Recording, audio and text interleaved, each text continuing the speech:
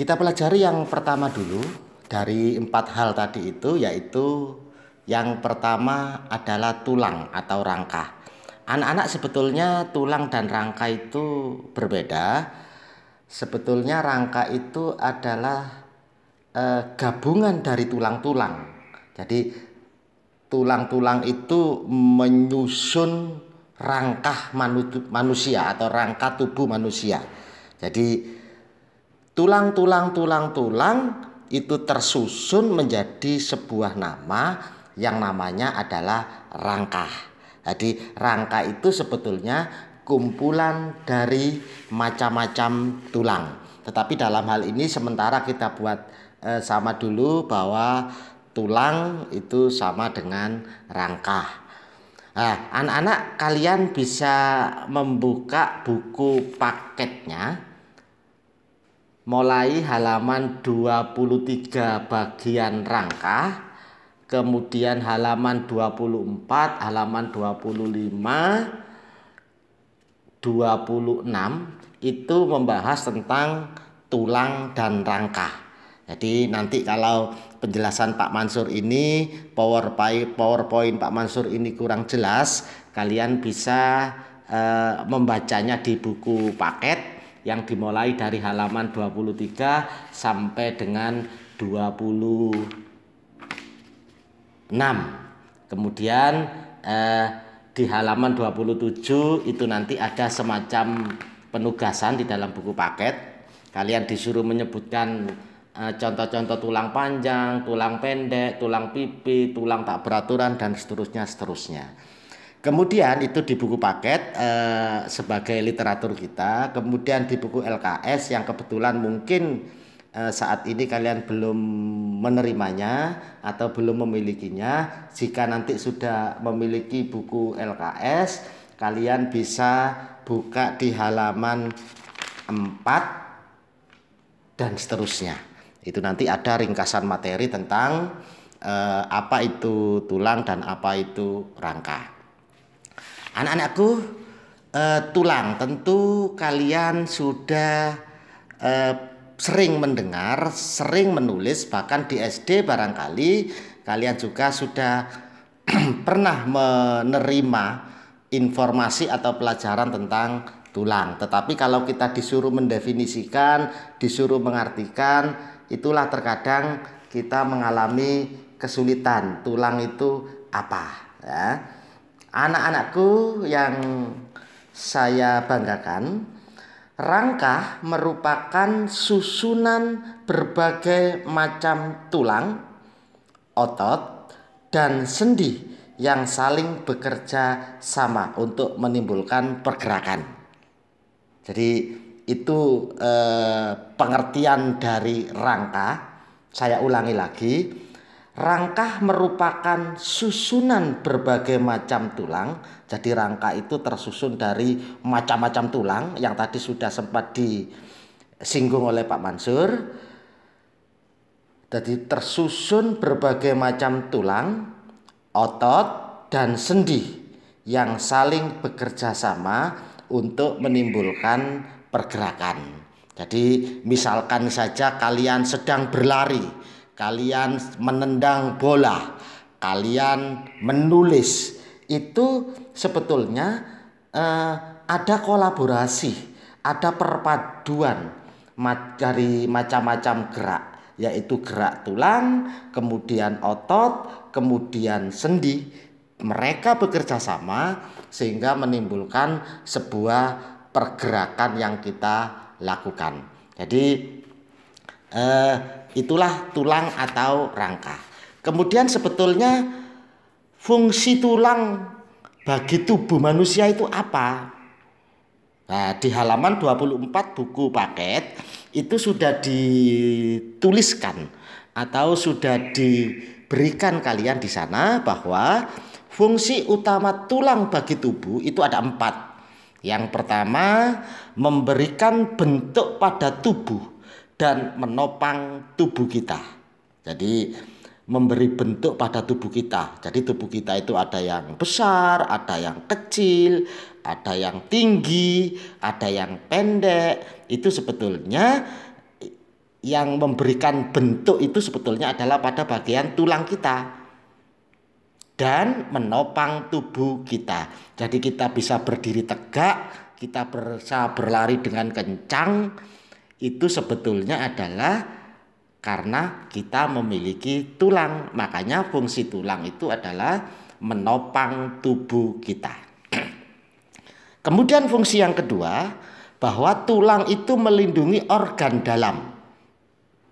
Jadi fungsi tulang yang kedua itu berfungsi untuk melindungi organ dalam, terutama organ-organ yang penting itu dilindungi oleh tulang. Saya mengambil contoh misalkan jantung, paru-paru itu dilindungi oleh tulang rusuk. Jadi tulang rusuk yang kita miliki itu sebetulnya dia berfungsi untuk melindungi organ bagian dalam, yaitu khususnya pada organ jantung dan organ paru-paru. Kemudian contoh yang lain, misalkan otak kita. Otak itu dilindungi oleh tulang tengkorak. Jadi tulang tengkorak ini tugas utamanya yaitu melindungi otak. Kemudian fungsi tulang yang ketiga yaitu tempat menempelnya otot yang merupakan alat gerak aktif sehingga dapat menggerakkan tulang. Jadi sebetulnya otot itu alat gerak aktif, sedangkan kalau tulang itu alat gerak pasif. Saya ulangi anak-anak biar lebih jelas. Otot itu merupakan alat gerak aktif, sedangkan kalau tulang itu alat gerak pasif. Maksudnya adalah tulang itu tidak bisa bergerak sendiri.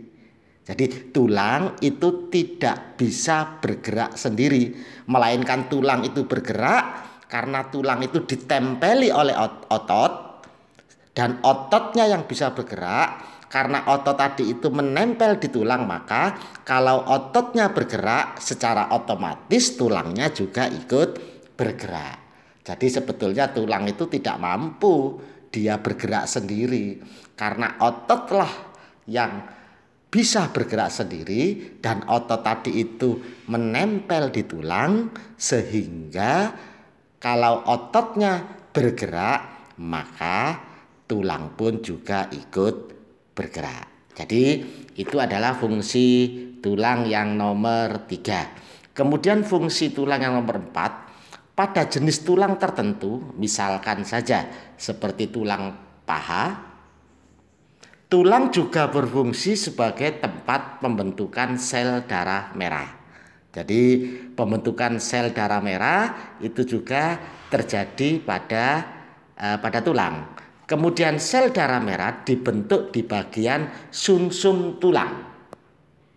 Jadi saya ulangi, sel darah merah yang dibentuk di tulang tadi itu dibentuk di bagian sumsum tulang, yaitu pada jaringan lunak yang terdapat di bagian tengah tulang. Nah, di mana letak sumsum tulang yang notabene digunakan sebagai tempat pembentukan sel darah? Kalian bisa melihatnya di halaman 25 buku paket tentang struktur tulang. Jadi di buku paket halaman 25, di sana kalian diberikan penjelasan beserta gambar tentang struktur tulang. Jadi ada tulang spons, ada tulang kompak, ada pembuluh darah, kemudian ada sumsum putih tulang, kemudian ada periosteum. Jadi itu merupakan struktur tulang. Jadi kalau ada pertanyaan, sebutkan struktur tulang yang kamu ketahui, yaitu jawabannya. Struktur tulang itu terdiri dari tulang spons, tulang kompak, pembuluh darah, sumsum putih tulang, dan periosteum. Jadi itu struktur tulang. Anak-anakku yang saya banggakan, kita lanjut tapi masih dalam bahasan tentang tulang. Masih bahasan tentang tulang. Berdasarkan bentuknya, tulang itu dibedakan menjadi 4. Jadi berdasarkan bentuknya, tulang itu dibedakan menjadi 4. Jadi yang pertama ada tulang panjang, misalkan tulang lengan. Kemudian bentuk yang kedua yaitu tulang pipih, misalkan tulang dada, tulang yang bentuknya pipih. Kalau yang tulang panjang tadi itu tulang yang bentuknya panjang, contohnya tulang lengan tadi itu. Kemudian yang ketiga, bentuk tulang yang ketiga yaitu tulang pendek, tulang yang bentuknya pendek, misalkan tulang ruas jari. Jadi jari kita itu kan terdiri dari tulang-tulang, bentuknya kan pendek-pendek, maka itu disebut dengan tulang pendek jika dilihat dari bentuknya. Kemudian bentuk tulang yang terakhir atau yang keempat itu adalah tulang tidak beraturan. Misalkan saja tulang yang tidak beraturan itu adalah tulang punggung. Loh, kok bisa tulang punggung itu merupakan tulang yang tidak beraturan? Ya memang bentuknya tidak beraturan pada tulang punggung, sehingga tulang punggung itu bisa diartikan bentuknya adalah tulang yang tidak beraturan. Di dalam gambar atau di dalam PowerPoint bisa kalian pahami rangka kepala.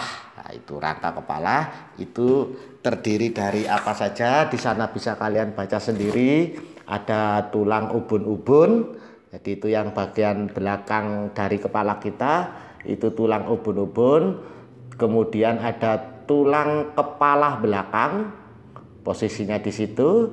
Kalian lihat di PowerPoint kalian. Kemudian ada tulang baji, kemudian ada tulang rahang bawah, jadi rahang.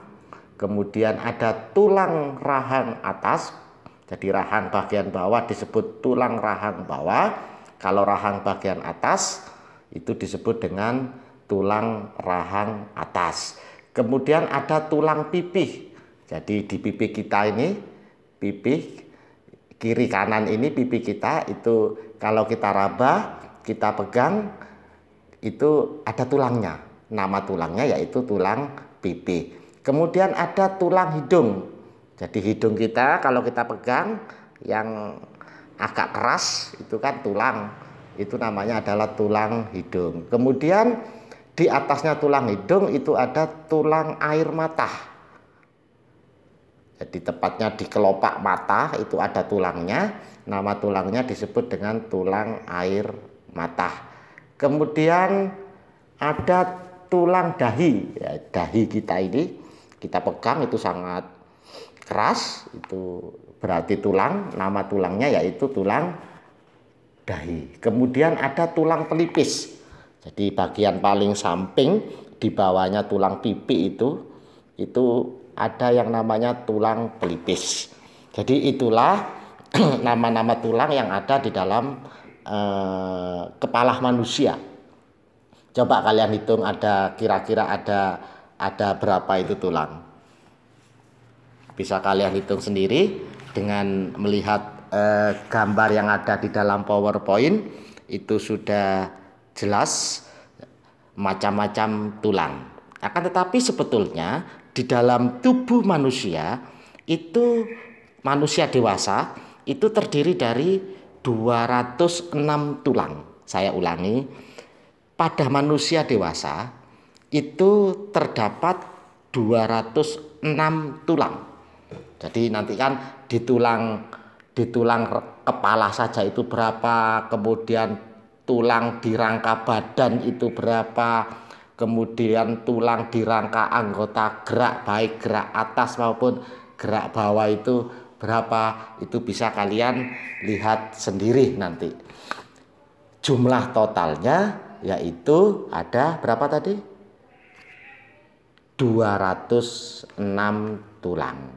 Jadi 206 tulang yang ada di dalam tubuh manusia.